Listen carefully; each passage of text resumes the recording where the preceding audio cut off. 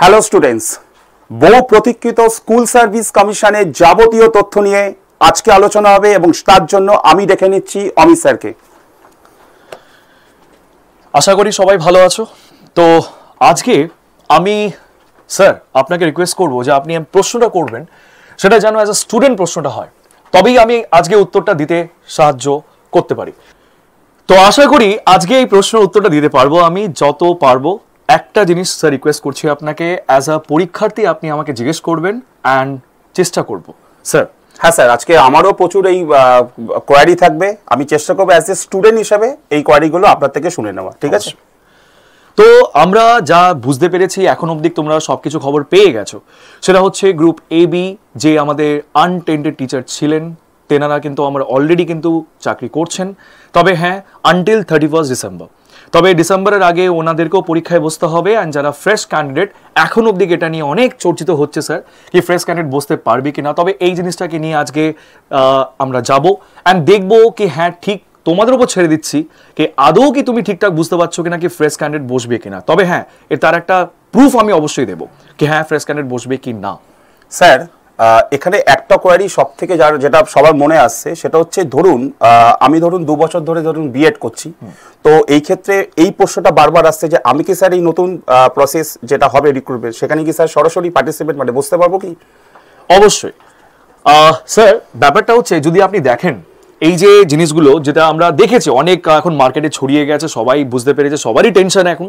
তবে স্যার আমি একটা জিনিসের ওপর বারবার কেন্দ্র করে বলবো, ঠিক আছে, সেটা হচ্ছে আগে দেখে নি স্যার। ব্যাপারটা হচ্ছে কি 709 অফ 2025 অ্যাপ্লিকেশন নাম্বার ছিল আমাদের মাননীয় supreme court justice of India যিনি করেছেন।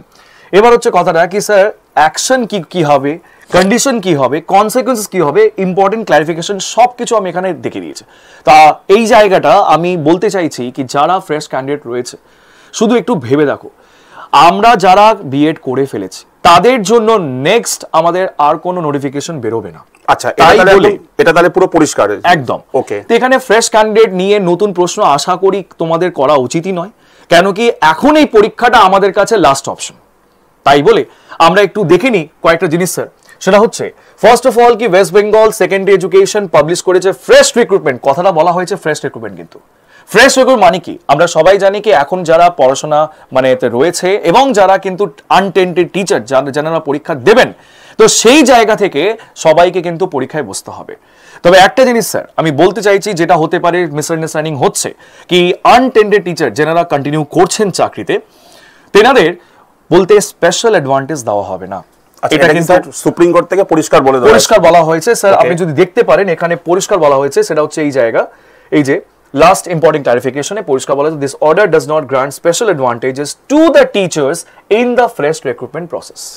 ওকে স্যার, তাহলে এখানে আরেকটা কোশ্চেন, ধরুন যারা স্যার মানে অলরেডি যারা এক্সিস্টিং আছে, তো সেই ক্ষেত্রে কি বয়সে কোনো রিল্যাক্সেশন বা কিছু এই ক্ষেত্রে বলা আছে কি স্যার? এটা যদি একটু বলুন ভালোভাবে বুঝে যদি বলেন। অবশ্যই 36 বছর অবধি আমরা কিন্তু এই পরীক্ষাগুলো দিই, তবে এখন যে অবস্থা রয়েছে আমরা সবাই জানি তারা অনেক বয়স হয়ে রয়েছে।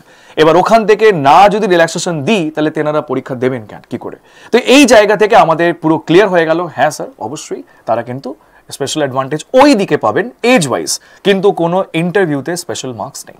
আচ্ছা, তার মানে এখান থেকে একটা কথা পরিষ্কার যে যারা এক্সিস্টিং আছে তারা এই ক্ষেত্রে কিন্তু স্পেশাল কোনো অ্যাডভান্টেজ পাবে না, শুধুমাত্র বয়সের ছাড় কি স্যার? একদম শিওর এটা? ওকে ঠিক আছে স্যার, তাহলে টেন্টেটিভ এক্সাম ডেটটা কবে? এই তো আমাদের লাস্টে নিউ নোটিফিকেশন অলরেডি পাবলিশ করতে হবে উইদিন 31/5/2025। এবার স্যার আশা করি আপনার একটা প্রশ্ন থাকবে, স্যার এটা কি আদৌ হবে? এবার এর জন্য একটা জাস্ট কমেন্ট আমি দেখাচ্ছি যেটা সুপ্রিম কোর্ট বলেছেন, সেটা হচ্ছে এই জিনিসটা কি আমাদের এই কোর্ট মে লাইনটা স্যার একটু দেখবেন, আপনিও দেখাবেন। consequences of the non-compliance কি বলেছে, court May impose the cost or vacate the order. তো এর মধ্যে স্যার আমাদের যে জিনিসটা যে বিশ্বাসটা হলো যে সুপ্রিম কোর্ট যে কথাটা বলেছেন তার উপর মান্য করে আমরা মনে হয় এগাতে পারি, এর মধ্যে কোনো সমস্যা নেই। তার মানে স্যার এটা স্বচ্ছভাবে পুরোপুরি পরীক্ষা নেওয়ার কথাই মেনশন মোটামুটি করা হয়েছে স্যার। এবার কিন্তু আমরা যা দেখতে পাচ্ছি রিক্রুটমেন্ট কিন্তু স্যার মাস্ট বি কমপ্লিটেড, এই ডেটটা এটার মধ্যে যেন ফুললি করে দিতে হবে। তো আশা করি স্যার স্টুডেন্টের কাছে সময় নেই আর, কেন কি যদি কেউ এখনো ভেবে থাকেন কি আমি এটা করব কি করব না, তার মধ্যে পরীক্ষা যদি হয়ে যায় তাহলে এর দায়টা কে নেবে? এক্স্যাক্টলি স্যার, এটা আবারও মনে কোশ্চেন ছিল, আপনি অলরেডি বলে দিয়েছেন যে আমরা তাহলে সেই হিসাবে যদি দেখি সময়ই পাচ্ছি না আমরা। একদম। তো আমি মনে করি এটাই কি দেখো আমরা চেষ্টা করবো, বেশি কিছু বলবো না, তবে হ্যাঁ অনেকের প্রশ্নের উত্তর দিতে পেরেছি আশা করি। আর যদি না দিতে পারি বা কিছু ছেড়ে দিয়েছি তার কমেন্ট বক্সে অবশ্যই কমেন্ট করো, নাহলে আমি বুঝতে পারবো না কি তোমরা বুঝতে পেরেছো, রাইট? তো স্যার তাহলে তো আমাদের এখানে মোটামুটি আমরা ক্লাস তো অলরেডি শুরু করে দিয়েছি সাবজেক্ট ওয়াইজ। তো এটা একটাই বলা স্যার যে যারা যারা প্রিপারেশন শুরু করতে চাইছো, সময় কিন্তু একদম হাতে নেই, তোমরা কিন্তু এখন থেকে কিন্তু নিজের সাবজেক্টের প্রতি তোমরা অসাধারণ, সেটা নিয়ে আমাদের মনে কোনো ডাউট নেই। তোমরা কিন্তু এখন থেকে শুরু করে দাও, ঠিক আছে? এবং জোর কদমে প্রস্তুতি চালিয়ে যাও, লেগে পড়ো।